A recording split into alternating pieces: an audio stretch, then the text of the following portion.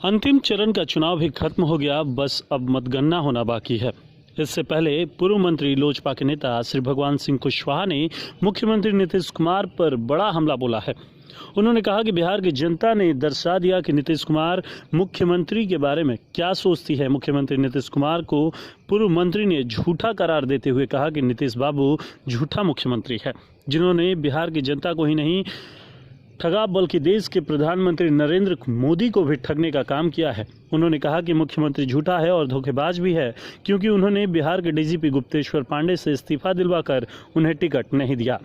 ऐसे कई बड़े नेताओं के नाम बताए और कहा कि उनसे झूठ बोला है, धोखेबाज मुख्यमंत्री है। सुन लीजिए पूर्व मंत्री भगवान सिंह कुशवाहा ने क्या आरोप लगाया है। लेकिन उससे पहले आपको बता दें कि उन्होंने कहा कि बिहार में नीतीश कुमार का सफाया लगभग तय है। मुख्यमंत्री का कोई भाषण भी सुनने नहीं जा रहा है। उनकी सभा में अधिकतम 2000 तथा न्यूनतम 500 से 1000 लोगों के बीच पहुंच रहे हैं। सभा में लोगों ने मुर्दाबाद के नारे भी लगाए, साथ ही उनकी सभा में चप्पल, जूते, ईंट पत्थर भी फेंके गए। नीतीश कुमार को हर जगह जनता का गुस्सा झेलना पड़ा। बिहार में जदयू के 1.5 दर्जन मंत्री हार रहे हैं। जदयू को 20 से 25 सीट से ज़्यादा नहीं मिलने वाली है। 10 नवंबर को कहां रहेंगे कोई ठीक नहीं है, यह कहना था पूर्व मंत्री भगवान सिंह कुशवाहा का। उन्होंने आगे भी कहा कि बिहार की 12 करोड़ की जनता से झूठ बोलते हैं, बल्कि देश के प्रधानमंत्री से भी झूठे बयानबाजी करते हैं। इस तरह के कई आरोप लगाए हैं। सुन लीजिए पूर्व मंत्री श्री भगवान सिंह कुशवाहा ने क्या कुछ कहा है। भारी पैमाने पर घोटाला हुआ है और हम लोग को कहने के पहले ही आपको बता दें कि ईडी का छापेमारी शुरू हो गया। जो ठेकेदार के घर में, जल नल के ठेकेदार के घर में जो पैसे पकड़े गए हैं वे कौन हैं? वो आरजेडी का राज्य कार्यकारिणी के सदस्य है, जो ठेकेदारी करते हैं जदयू का, आरजेडी का नहीं, जदयू का ठेकेदारी करते हैं। वो ललन जी का आदमी है, ललन सिंह एमपी का आदमी है, जो जदयू का एमपी है उनका आदमी है। तो ईडी का छापेमारी शुरू हो गया। घोषणा के पहले ही भारत सरकार के पहल पर शुरू हो गया। अब जदयू के लोग बोलना शुरू कर दिया है कि बीजेपी हमारे कैंडिडेट के खिलाफ वोट मांग रही है, और बीजेपी कह रहा है कि जदयू के लोग हमारे खिलाफ वोट मांग रहे हैं। भागलपुर के एमपी अजय मंडल ने अपने लोगों से कहा, समर्थकों से कहा कि अब जदयू को वोट देना, बीजेपी को वोट देना अपराध है, और बीजेपी के लोगों ने कहा अब जदयू को वोट देना अपराध है। यानी कंट्राडिक्शन शुरू हो गया। दूसरी बात कि बिहार का मुख्यमंत्री बोलते हैं कुछ, उत्तर प्रदेश के मुख्यमंत्री आए थे अररिया में, कटिहार में, वो बोले कि जितने लोग बाहर के हैं, जो बाहरी लोग घुसपैठी लोग हैं, हम उनको यहाँ से खदेड़ेंगे, हम उनको बाहर करेंगे। और नीतीश कुमार दूसरा दिन वहीं पर भाषण दे रहे हैं कि यहाँ पर घुसपैठी को कोई बाहर नहीं करेगा। यानी आपस में भी इन लोगों का वैचारिक कंट्राडिक्शन है। हम तो बीजेपी के भी लोग से जानना चाहते थे और हम लोगों ने जदयू को जानना चाहते थे कि भाई बीजेपी का एजेंडा क्या है।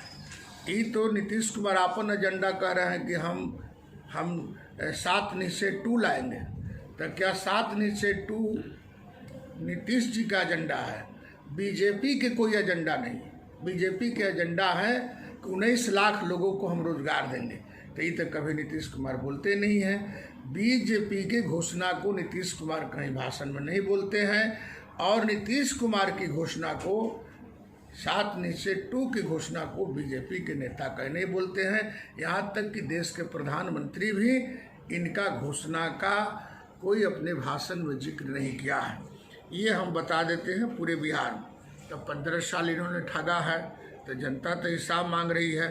एक और मैं बात कहना चाहते हैं कि बाढ़ में एक सब होगा 10 तारीख के बाद, पक्का यकीन कीजिए कि बीजेपी का और लोजपा की सरकार बनेगी बिहार में। जब दोनों की सरकार बनेगी तब बाढ़ में, ये 15 साल हर साल बाढ़ आता है, करोड़ों रुपया बाढ़ पर बजट का खर्चा होता है।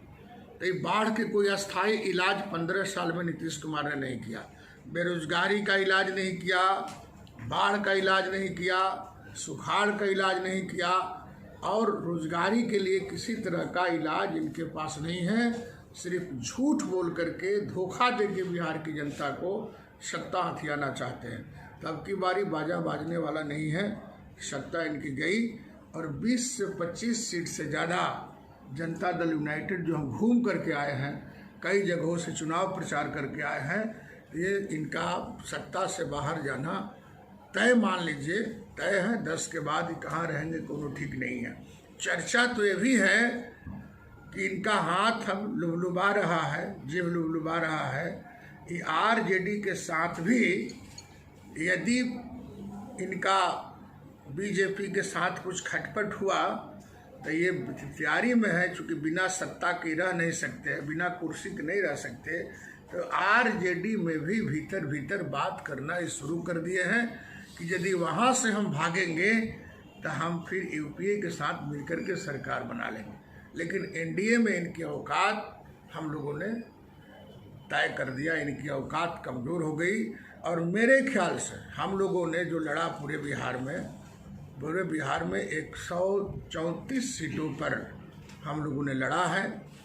जहां हम लड़े हैं वहां कमल नहीं है, बीजेपी नहीं है, और जहां हम लड़े हैं वहां पर बीजेपी नहीं है। और बीजेपी के जितने समर्थक हैं या हमारे पार्टी के जितने समर्थक हैं वो बीजेपी के लोगों ने वोट हम लोगों ने करवाया है।